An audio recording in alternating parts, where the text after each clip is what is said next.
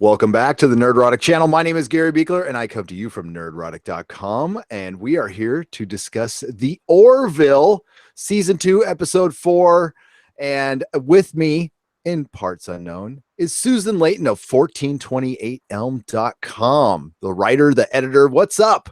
Hey, Gary, ready to talk the Orville. Hi, everybody in the chat. Oh, before we get started, Tamarox gave us $20. So I wanted to say thank you to Tamarox. Tamarox, the hail Tamarox. Gotta love the Orville. This is the bloody Star Trek we deserve. Tamarox, you rocks, Tamarox, fellow Legionnaire. My friend. Hello, everybody in the chat. We're going to do a brief recap. And again, we're going to do the kind of same thing we did with Star Trek Discovery. Brief recap. Mainly want to get to you. And then I'll do a review video separate so I can get into the weeds. And then we can hear from Susan more. So that's the important part. We can hear from Susan more. Overall, before we get started, we will be spoiling the episode. So if you haven't seen it, please go ahead and see it and watch this as a video. And if you've seen it, don't worry about it. Then you're all right. But first off, I want to ask overall, what did you think of tonight's episode, Susan? I actually enjoyed it. I know we were talking about it in our pre-production meeting that lasted quite long. So sorry about that, everybody. Hours. Yes. Yes, hours. Yes. But, for what you pointed out with the storyline, you wanted more of an enemy mine relationship kind of feel. I think that would have been interesting for them to explore. But what I liked about this episode is it gave everybody what they wanted. We got a very Star Trek-like episode, reminiscent of many times that Kirk was on another planet without, his crew. Even Picard, same thing. Somebody pointed out in the chat, it reminded them a lot of the episode where he was with the alien trying to communicate and the alien only spoke in Shakespearean terms. You had, that element going on. You had a nice, funny, B plot with Scott Grimes, Gordon, wanting to be a commander to pick up chicks. You had, you had the love interest, and it was very well acted, very well scripted, and thoroughly enjoyable because you had all those elements, the action, the relationships. I enjoyed it a lot. I did too. I really did too. It wasn't a perfect episode, and listen, not every episode is. I thought last week's episode was excellent. Really rallied at the end, but this is more Orville. This felt like Orville season 1. The season it got off to a slow start. Not that they were terrible episodes. They were like 7 out of 10. I give tonight's like an 8 out of 10, 8.5 out of 10. It's weird seeing this show directly after Star Trek Discovery. You see the true comparison there, and it's fight night, folks. And it's going to be like this for the next at least 10 weeks. So we're going to be doing this for every Thursday for 10 weeks. And I don't know what show is going to take priority. And I want to start with the Orville, but it's kind of good to end with something good. I don't know. We'll see how it goes.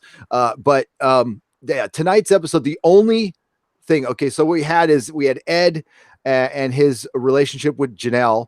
Janelle, of course, is the same actress who plays Tyela, who is the Krill. And of course, we find that out. So Ed decides he's dating Janelle, and he wants to kind of tell everybody about their relationship. And he hasn't had a vacation since he got on the Orville. So they decide to go somewhere, and he's going to tell Kelly. And he tells Kelly, and she's cool, and she knew about it. And the B plot was Gordon wanting to do this command job. And, there was some funny bits. The Rorschach test part of it was hilarious. Hostile work environment. Yeah. This is a hostile work environment. And we, once it was out there, we all figured that Janelle was going to be a Krill, and that's certainly what she was. But things happened a little too quick for me. I mean, it was still okay. I would have liked to see an entire episode, maybe without a B plot, doing like you said, an enemy mine kind of thing, except for people who used to be in a relationship. And I know this episode was supposed to build towards maybe there being some peace between the Krill and the Union someday. Right. But it still was a really good episode, and we're going to hear the comparisons. I've already heard from stuff, with Star Trek Discovery, and some people love the episode, and I did not. And it's really, well, they're apples and oranges. Yeah. First of all, it's like we were discussing, with Star Trek Discovery, you've got all the bells and whistles, and we're going to make this very cinematic. So that's what they're doing this year. The Orville is, it's not too shabby, but it's not Star Trek Discovery budget either. So, it's one of those things where they're two different animals. They can exist in the same universe, but some are going to prefer one, others are going to prefer the other one. And for me, it's the Orville. I like the fact that it's not so polished, or it doesn't purport itself to be polished. No, and yeah, because all you get is a polished turd, like you do with Star Trek Discovery. With the Gordon B plot, there was some. The one thing that didn't land for me was when he was ad-libbing in the. That was the holodeck thing. I forgot what they called it, but that one, that's the only one that didn't land for me. But the other stuff was funny. The fact that he wanted a command position to pick up girls, chicks, and he ended up actually, getting a date out of it. But you want to hear something interesting? Sure. This is kind of an aside, but I found out via a tweet tonight, so other people in the chat might know this, but in terms of relationships behind the scenes on the show, apparently Adrian Palicki, who plays Kelly, is actually involved with Scott Grimes in real life. So that's an interesting dynamic. Really? Yeah. Wow. That is. I have to point out, Mark Lizerth pointed out, and honestly, I didn't catch it, but so, the Krill's name was Tyla, kind of like Tyler, who was the Klingon in Star Trek Discovery, who was posing as, well, not posing. He was his body. It's weird. It's hard to explain. His body, the Klingon body, was grafted into his bones, so they merged the body. So they're actually it's Vok Tyler. They're two beings merged into one. So Tyler was dead, but they used his DNA. Like, it's very confusing. So so they did something similar with Tyela. She had to go through a very painful procedure. It wasn't just like Ed Mercer just used some kind of, it was just I don't know, kind of like the holodeck, that's what it was. He didn't really fuse his bones or anything to it, Didn't they do that in season 1 on the Orville? Yeah. That's what I thought. But it wasn't that painful, though. They just had a device. The Union had a device. Now, she had to go through a procedure. A lot of people, hey, 8 out of 10, 9 out of 10, totally agree with you. This felt like a good Star Trek episode, a strong 8 out of 10. Yes, absolutely, Mako. I totally agree with you. But there's going to be the comparisons. And like you said, this is a parody show that's on, I will just hazard to guess here, half the budget of Star Trek Discovery, probably more like a third. Star Trek Discovery's budget is Game of Thrones' budget. They're pretty much equal. So, and we don't need, like you said, we don't need that. Even though it's sci-fi, we want the best effects possible. I'm a Doctor Who fan. I've never needed good effects. No, I love Star Trek TOS, the original series. That was so cheesy, even for the 60s. I mean, but I loved it. I loved the Gorn and the styrofoam rock getting thrown on his head by Kirk. I mean, that's what made that show. Now, the Orville obviously is steps light years ahead of that, but still, it's got that feeling of the original Star Trek, that it doesn't have to be perfect. And that's what makes me love it so much. Yeah. And that's what's so frustrating about Star Trek Discovery is you see the Orville pull off Star Trek's tone, the old Star Trek, perfectly. So it can be done. It's not like we've moved past and can't do that, and people aren't buying it. We were checking the ratings on this show, and while it's down in the 18 to 49 demo, that's because they're not watching it overnight. No. But they're still getting good overnight numbers. So I think it's going to be fine. We'll see. Yeah, I want to check it out though, because I think that, this is going to be really telling. We had an upturn, a slight upturn last week after that episode, Home. So it'll be interesting to see what this episode does in the ratings, in terms of whether or not, much like Counterpart, are we going to have to think about hashtag Save the Orville? I hope not. I hope not. And I talked about on Star Trek Discovery, you know how bad it would be if they both failed for genre and sci-fi. That would be a blow. Well, I don't want to be a downer here, but genre television is struggling right now. But the upside is it's cyclical. Because right now, the shows that are ruling are the ones that people want to watch on network TV. And I mentioned this before, like This Is Us and all those type of programs. They're the ones that are capturing people's attention right now. Everything's cyclical, right? Genre television isn't where it's at now, but that doesn't mean that a year or two later it won't be there. It's just and it's always around. I don't need, actually, I prefer genre television to kind of be in its own little corner. I don't want it to right now. I'd say it is where it's at. They just can't execute it at all. Peter Davison give us $100 Australian dollars. Good night, mate. Currency exchange here. Mother responds with thanks. Last live stream, he told me his mother turned 86 today. Happy birthday to Mrs. Davis. That's terrific. She's spry. Well, she's got to look after Peter. That's why. Oh, yeah. That'll probably keep her busy. That's going to keep her real busy. Mako points out something very interesting and true. This episode was written by Braga, who Star Trek fans hated. Makes you think. Yeah, it does. It's I'll freely admit, Mako, the Enterprise, the episode, the series Enterprise was something I did not like at all. I hate that theme song. But I think of it in a whole different way now. I really do. I have a whole new appreciation for the show Enterprise. Yeah. That would be great to have something like that back, to be honest with you. Scott Bakula and Braga and that damn country song or whatever the hell the theme is. I'd take it all back. We're sorry. We're sorry, Lila. We're sorry. We'll take you back. Make it stop. But it won't, because we keep on getting spinoffs. Yeah, well, they're announced. Yeah, they can announce spinoffs till the end of time, but doesn't mean they'll happen. No. One of the cool things about having a channel that does okay is people reach out to you, and I'm not the only one. Okay, believe me, I'm not, and they reach out to others and they tell us stuff. So it's not all is not what it seems to be out there.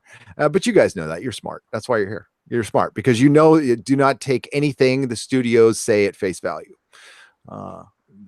Everything is marketing, and it has now become a marketing tool to announce a trilogy prior to a movie's releasing or a sequel. Justice League was supposed to be 2 parts. It was going to have a sequel. Rian Johnson was supposed to get a trilogy. That's never going to happen. Star Trek 4, like I said, was in full steam ahead. It was in production. Then we find out, it didn't even have investors. See, that's why Hollywood is having so much trouble, is they're doing things like they're not getting concrete treatments. They're just taking someone's idea and trying to make it into a television series, because that's bad right from the start. Because if you don't have something concrete, a script or a treatment or something, what the hell are you doing? And then, we don't even have this movie at the box office yet, but hey, we need 2 more sequels, or we need, to have a trilogy. I don't know. I know that 3 is a magic number, but come on, not everything needs a trilogy. It's No. getting to be insane. Jill Tumburo, Nerdrotic Channel. Somebody else mentioned this too. So yes, they did. Enemy Mine is what you're thinking of. So he said it reminded me of the Geordi LaForge and the Romulans stranded on the planet with the storm raging, which was the same thing. And also, one of the best episodes of Battlestar Galactica was actually from Galactica 80 when they brought Starbuck back for an episode, and they did the same thing. They did an enemy mine with him and a Cylon. Trapped on an asteroid, I believe, and that's the last we ever saw of that Starbuck. And it was. I remember watching that as a kid. I was like, wait a minute, I was confused. I was like, where are the guys with the motorcycles? Why is Starbuck on my TV right now? And is it back? You know. It's a great story. That's why you mine enemy mine. Get it? Yeah. Wow. Mako says, well, Orville was written by Braga and STD was written by Klutzman. So there's no comparison. There is no comparison. Braga is a genius compared to Klutzman. Braga at least has his feet firmly planted in the Star Trek universe. Kurtzman has his planted God knows where, but it's not anywhere near Star Trek. Oh hell no. Oh hell no. Penn Farm Girl says, Nerdrotic Channel, you need Orville to get the bad taste out of STD out of your mouth. Yes, cleanse the palate with some Orville. Yeah, absolutely. Absolutely. Enemy Mine is on YouTube for free. If you guys want to see all of these are copied, is Enemy Mine, it's well, no, it's still got to have some rights attached to it. It can't be, because like I would cover it then. We could do a commentary on it, but it's probably just available for free through YouTube. That was a great movie. It is a great movie. Louis Gossett Jr. Yes, and Dennis Quaid. And I remember watching Entertainment Tonight. Remember when Entertainment Tonight was good? Yeah, I do. With Ron Hendren and Dixie Watley. And yes, And Dixie her Watley, and her hair was like this big. And they would do all the behind the scenes one. I'll never, ever forget. They did a behind the scenes for Big Trouble in Little China. Oh, so good. Mr. Roboto, $2. Do you think Pluto Nash needed a sequel? Nope. Second Attica. Hell to the no.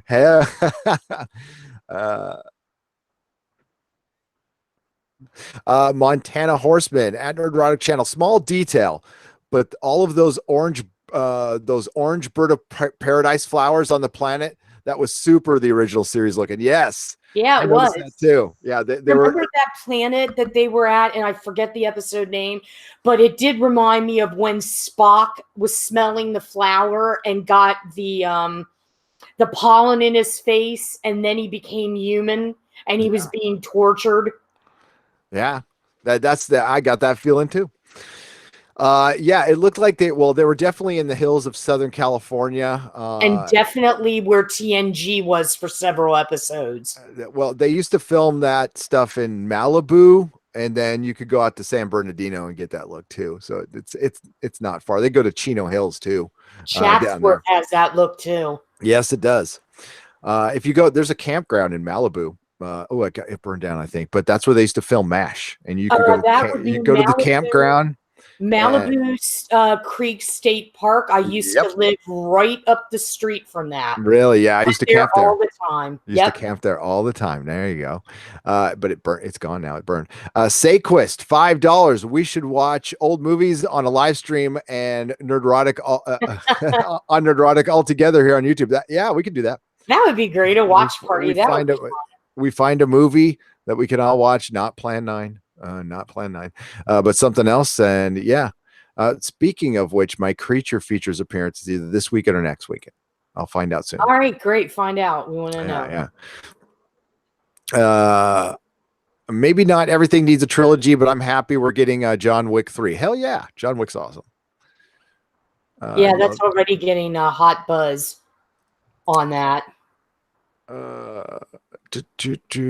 Okay. Totally unrelated news, about trilogies. M. Night Shyamalan at least had, he came out and said that after Glass, that's it. for the Unbreakable trilogy. He's done. Yeah, ended at 3. That's good. Yeah. Seth MacFarlane said the night scenes were filmed at Disney Ranch. Oh, okay. There you go. Wow. There you go. Nyla said Nyla Shadow. Thanks. Can you stream your creature feature episode? They will be streaming it on their channel. I will direct you guys to it. So keep an eye on the community posting here on YouTube and Twitter. But yeah, Mr. Roboto gave us $2 and he says, is J.K. Simmons' show going to get a Netflix reprise? I hope so, but I don't know. I don't know. Yeah. Kelly still, yeah, okay, that's DJ Bowman. Kelly still loves Mercer talking about all his smiles. Yeah, that's the one thing I was kind of not down with, is I want them eventually to revisit their relationship. That's what this whole show is based on, is you're on the ship with your ex-wife, and they're all getting along now. It's like, I need, but they're setting us up for that one. I mean, they just wanted to get through that. And he was just dumped. I mean, well, yeah, sort of dumped. And he's heartbroken. So maybe some comforting from Kelly. Yep. I don't know. And we got, there was a little preachy part in there that was just so fracking on nose that it's like that does when he's, of course the Krill are white supremacists. Okay. So they're religious. It's, of course it needed to be said and everything. And yes, of course it's bad, but it's also going with that narrative that it's actually out there and it's actually happening. And, maybe in some very small, insignificant groups, but, again, just go outside once in a while and walk around, see what's going on. World's not ending. Okay. A live reaction with you and Doomcock watching STD without streaming STD would be amazing, says Nefarious Fool. We have talked about that. We're definitely, he's joining me for Game of Thrones. We have talked about some other stuff. I can't talk about everything, but if he wants to come on afterwards on an STD stream, he's like I told, he's got the keys to Neurotic. He's welcome to join me, but I haven't talked to him today. I'll throw it out there. See if he's going to do his own tomorrow. He's doing his own tomorrow, so you can check it out. SG. We have a $10. I think we've got a $10. Tim chat. Riggs. I love the idea of a live watch party for something great from the 50s or 60s. Would love to do a classic like Hitchcock movie. Not enough classics covered on YouTube. Yeah, I would love to do it. It's got to be I'm forgetting the name of this now, but what it's open for the public to use. So public domain. Public domain, that's it. Live stream brain fart. What's up, robot Rob Shlomo? He said M. Night Shyamalan should be done making movies in general. He says I don't know about that. I mean, we'll see. I mean, some of his stuff, I kind of like his redemption tale. He did make some really crappy movies. I mean, I'm not a fan of Lady in White. I mean, not Lady in White. I'm sorry. Lady in the Water. I'm not a fan of that. I thought that was a very poor outing. With Paul Giamatti, I expected much more. Yeah. Taldrin says, I like the episode, but this constant religion is bad mantra annoys me to no end. Almost as bad as the man hate and the SJW mantra, Gillette. Wow. Exactly. Yeah, it's getting old. And here's my thoughts on that. Just to be clear with everybody, I think everybody should be made fun of equally. So if you're gonna say religion is bad, sure, okay, then there's a lot of religions out there to pick on. I would say do it with respect, though. It could, because you don't want. Listen, people are going to get offended. They're just going to get offended. We need to help people get over that, and that needs to start happening. But when you're just picking on one particular religion all the time, that gets old too. And I'm saying this as I am not a religious person. But I don't know. I see a lot of people get happiness out of it. So I mean, if they're getting happiness out of it, rock on. Well, if Seth has that, like if he has it in an episode, like you said, you felt that's what the Krill were, religious zealots. Yeah, that's probably because Seth is a well-known atheist. He's very outspoken about that. Yeah, and like we have atheists here, and I don't know if I would consider myself one, but my whole thought on that one is, why would you be militant about not liking pizza? I don't like pizza. Yeah. That's does it seem like, and I know the other side of that too, but yeah, I just you know what, it doesn't bother me. It doesn't bother you. Like I lived in San Diego, and they tried to take this cross down on top of Mount Soledad. And again, I'm saying this as not a religious person, and right. People, I was nice to see like everybody came together and keeping that thing up there, just because it was cool. It's just a big thing that's been there forever. If you're old time San Diegan, you like it. Well, it's like in Riverside, they have Mount Rubidoux that is cross on top of it. So yeah, I mean, personally, I didn't feel hit over the head with it though tonight. I didn't feel like I was watching a Doctor Who episode. Exactly. No. And that was it was a minor thing, and it was done. Like they didn't like harp on it. It was like a 3-second scene, and actually made sense, for the world. And, I mean, it's not a bad message. Okay. It's not. Does it seem like productions coming out of Atlanta are less conforming to the SJW standards? Maybe. We're going to see that shift, guys, that when especially when they're making more stuff for a global audience. Believe it or not, that stuff's going to start going away. Especially, I pointed that out with Aquaman. Like that's like the reason Aquaman was just a basic movie that people could enjoy was because they were marketing it to China. And thanks, China, because we got just a fun movie. Like I said, sonar in space might have been replaced by lecturing in space. We got lecturing in space with Star Trek. We don't need to lecture in space. We don't need that at all. I mean, let's just have fun with the episode. We don't need you in the middle of an asteroid belt, to start lecturing Pike. Thanks, but no thanks. Let's get real here. If you're in the middle of that kind of crisis, you don't have freaking time to, to lecture someone. You got to pay attention. It's Michael Burnham. She was in there's asteroids flying everywhere. She had time to look up at them. Yeah, I'm not letting that one go. Perth Comics asked me something that I guess, listen, Perth, I got to come lead with an apology on this one. Yes, I like pineapple on my pizza, but I'm from California. It's There's nothing wrong with pineapple on pizza. Freaking love it. Bacon and yeah. I like avocado on my pizza too. Yeah, I do. I do too. Mm-hmm. I love my avocado. The only Star Trek show that was kind of neutral towards religion was Mako. See, Mako knows their when it comes to Star Trek.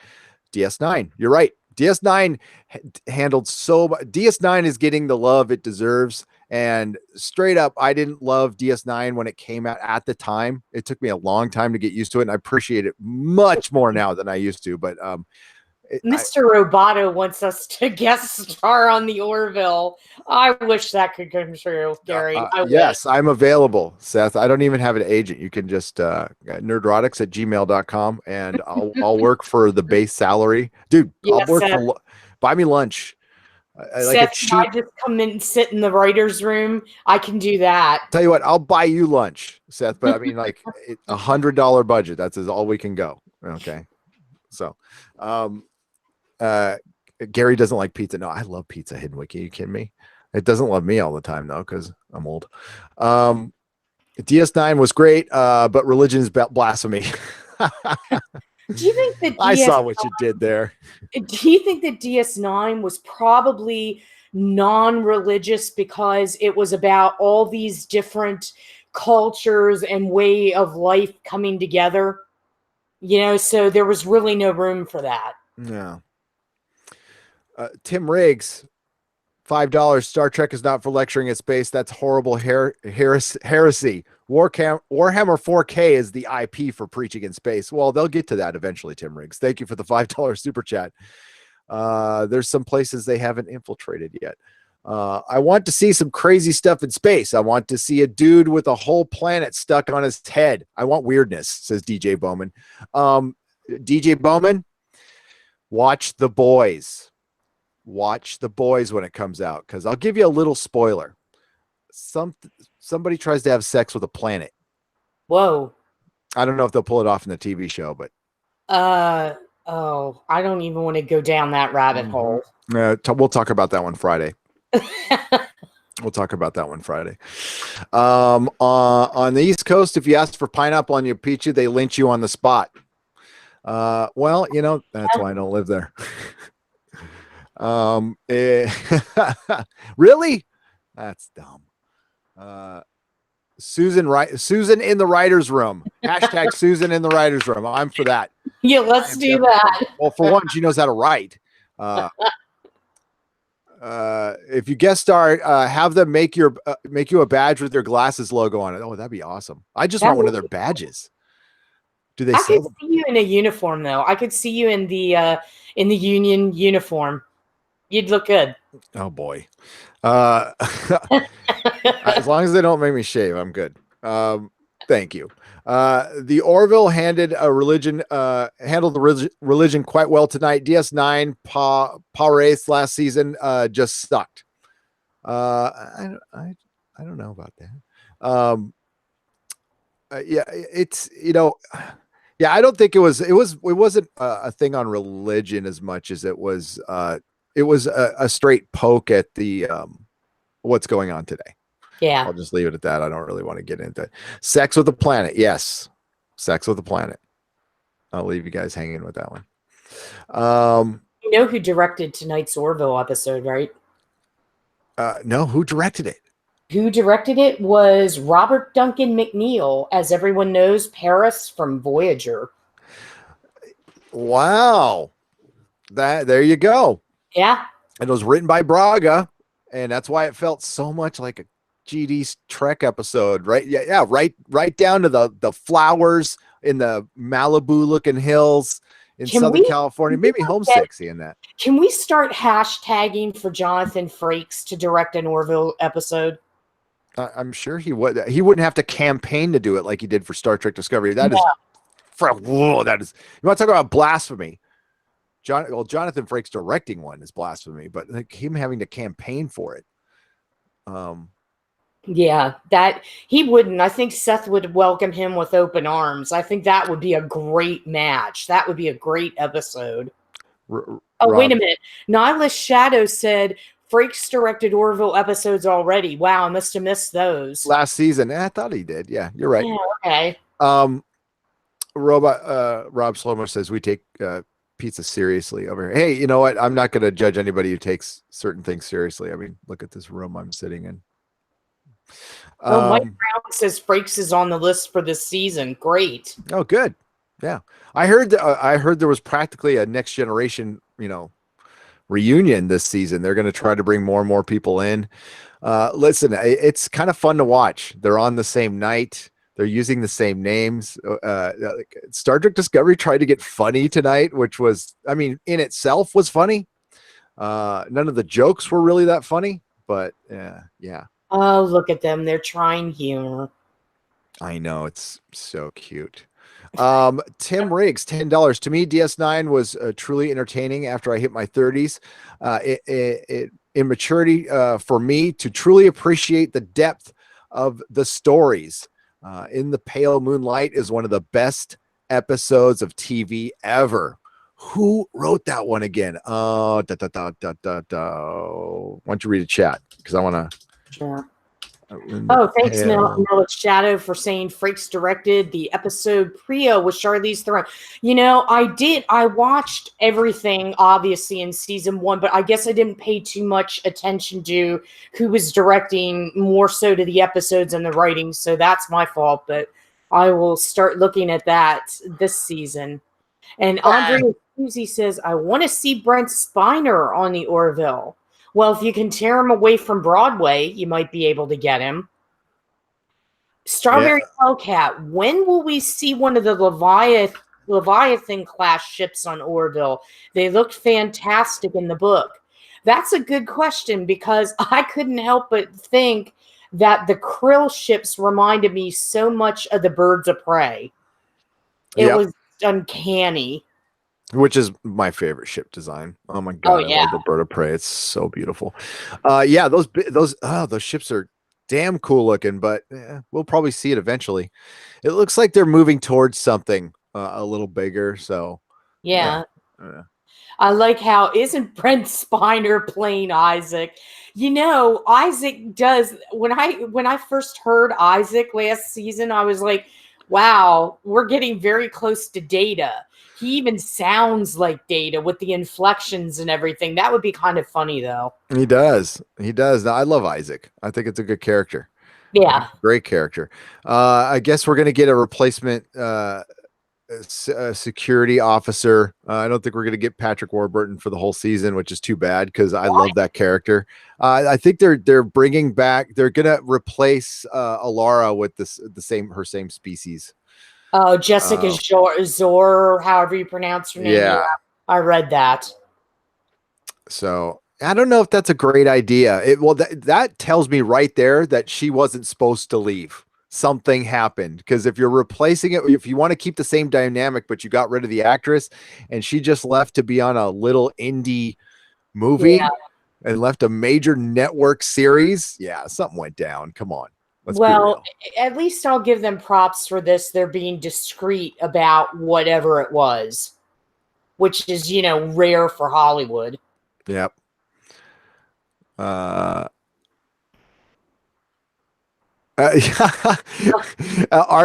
says, isn't it racist to have the same species doing the same job all the time? Come on, Orville. Yes. Oh, I feel a hashtag campaign coming. Need some more representation. Don't know if we covered this, but it was actually refreshing to see in this episode that there are bigger threats than Krill versus Human Tone. Yeah, we had the Choctaw, what they were called, the Choctaw. Choctaw, yes. And the Krill destroyed their planet in their, with their manifest destiny, and they didn't like it. And they kind of reminded me of the aliens from The Fifth Element a little bit, little goblin looking. I liked it. Yeah. They reminded me of mean Yodas. Yes. Very angry, ill-tempered. What's weird drugged out Yodas. Yeah. Speaking of Yoda, it was like Seth with the backpack in those scenes with the mist and everything. All I could think of was Dagobah. I don't know why. And Luke Skywalker. I don't know why. You got a guy who made a bunch of money for a network and was able to get some fan fiction out of it. I mean, it's good. Yeah. Wouldn't you do that? Star Wars guy too. That is almost the ultimate nerd move of all time. He makes a big network and he makes his own Star Trek show after he tried to pitch it, and those morons at CBS turned him down. Well, Star Trek Discovery would probably be better if they would have had someone like Seth MacFarlane at the reins. Well, and then they get rid of him, but then they bring in Alex Kurtzman and then hire like a writer from Rick and Morty. And I know people love Rick and Morty, but I saw the short trek that he wrote and it wasn't funny. So I don't know. It doesn't make sense. That doesn't have anything to do with Star Trek. I mean, at least hire someone that knows the show. That would be a great starting point. Yeah, it would. Let's see. We could read a couple more here before I got two videos recorded here. But like tonight's episode, I did the end with Seth's face. I was like, oh my God, I felt so bad. My heart just kind of ripped in two. Oh, he still felt something for her, even though she, I don't even know if they have compatible parts anymore. I mean, you know what though? She felt something for him too. Oh, she did. She did. What did I hear today? It was a Star Trek reference. Oh yeah, I'll save that for Star Trek Discovery. My Star Trek Discovery video. I could drop it here though. We know that that Klingons have two penises now. What? Yeah, Klingons have two penises. Uh-oh. So how does that work? And then how do you get half human, half Klingons? How does that? And so I'm bringing that up in my Star Trek. Yeah, I don't Discovery want to video. find out. Actually, Yeah, I'll pay up. I'm going in the weeds on that one, folks. I might not come back. Call an ambulance if you don't hear from me again. Angry Yodas, hashtag Angry Yodas. Yes, orc goblin mix. Yeah, a little bit. But like, listen, at least you could understand what they weren't speaking English, but you could see their facial expressions and stuff. God, the Klingon makeup so bad. God, everybody in the chat is thinking that the Krill Janelle is going to come back pregnant. Well, you know what? You know why? Because Gordon asked specifically if they did it, and he didn't answer. Well, the subject got changed. She did for him. Don't lay on your back, you snore. Turn on your side. Well, they slept. I mean, yeah, we don't know if they got busy. Well, yeah, but I mean, I think the assumption's there, though. Yeah. Well, why that's interesting. I don't think it has a place on the show, though. That's when you jump the shark. I think it'll be more like she comes back for him, and I could even see that her having a place in the show, but I still think Ed and Kelly are getting back together at some point, or at least they're going to try. Queen. Yeah, she'll be like his Borg queen. That would be interesting. When he said, when the Krill told him, the Krill warden said, I can give you pain that you couldn't even imagine. All I could think of was, there are 4 lights. Yep. Yeah. But I will say, Kata Roan, she'll always be a woman to him. I like Billy Joel. I'm not afraid to admit it. But that song, when it came on, I was like, Seth, really? Really? Yeah, exactly. He just gave her the best of Billy Joe. That means that We Didn't Start the Fire is on that thing. That will start a war that will never end because it's the worst fracking song of all time. I was like, why not A Matter of Trust? Because trust was broken with her. I mean, give me honesty or something, but always a woman. I'm like, Seth, come on, don't do this. Being a little speciesist there, anyway, because I know you changed back, but you're still a broad. Did you folks catch who the actor was playing the alien with the sweaty tracks of Patrick Warburton? Yeah, yes. The Tick, one of the Ticks. Which is returning soon, by the way. We will be covering it. It's a great show. Great show. Space condoms. Yeah. Well, yeah, she did change her physiology back, but I mean, it's sci-fi, so maybe the semen. No, the semen one already got the eggs. So what? the eggs. So if the semen gets to the eggs before they change her back, and her eggs do the eggy thing, would it transfer when you transfer back to the krill? These are the questions we are trying to answer here on the Nerdrotic channel. But I think her DNA, though, would stay the same. It's just her appearance that would change. So I don't know. Is interspecies? Well, it worked on Star Trek before. So why wouldn't it work now? Yeah. Do the krill lay eggs? I don't know. Do they even have eggs? What do they do? I don't know. They look reptilian, so they might. I don't think this is the kind of thing Hollywood was ready for. No, because like nerds talk about this shit all the time, and they were like, "What?" That's why Klutzman's so bad for Star Trek, because he's not even a nerd, dude. He doesn't even understand. I don't know if Seth's writers' room sat around going, "Hey." Oh, they would. Oh my God, Seth MacFarlane's writer room. Yes. Oh, let's talk about aliens. Fly on the wall in one of those. I love it. Yes, I love that. Her favorite character was Belloc in Raiders of the Lost Ark. I really sympathized with them. Those are the Nazis. Well, you know what? There actually was something a little sympathetic about Belloc. He got in a little over his head. He got a little power mad. They foreshadowed it with poor Forrestal in the beginning. I mean, he had that moment with Marion where Marion and him had great chemistry. Yeah. Yeah, I thought they were straight up going to do it, but that didn't happen. Marion's that's a woman right there. And Pen Farm Girl's like, get in touch with Seth and ask him. Yes, that would be the first thing I'd love to ask Seth about alien semen. They call him Belosh. Belloc. Belloc. Harrison Ford could have some really bad acting moments at times.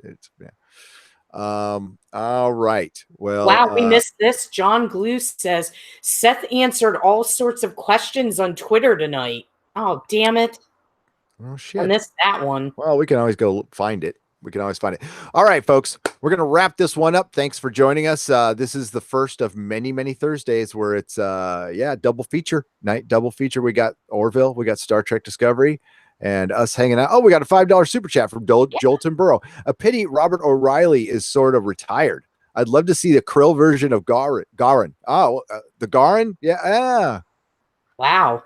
Yeah. Why is he kind of retired? How do you kind of retire? But semi-retired. If you find something that you like, you'll come out of it. Well, yeah. Well, I think enough money. I think, is he retired? I'm like, how old is he? Robert O'Reilly. There he is. He's 68. Well, yeah, I mean, that's not terrible. But he'd be great as a Krill. Yeah, they should get, that'd be great. I wouldn't be surprised if they did something like that. I don't think it's out of the realm of buy from Australia, Tarka Jedi. Safe counterpart. Yeah. Check out my video. I talked about it. I know it's Garin. I never sometimes mouth don't work with brain, Saquist. Later, bros, stay woke. Says Thomas B. God. I'll stay I'm woke. so woke. I'm gonna be I'm gonna be woke for another couple hours, at least. All right, Susan, plug your wares. Sure. You guys can find me at 1428 Elm when I'm not here. You can also see me, hear me, whatever, on Friday Night Tights. Also at on Twitter at Susan on the Ledge. I'm on Instagram at De Facto Scribe. You can also hunt me down on Facebook as well. Yes, indeed. Please check out the Nerderotic channel for our live streaming schedule.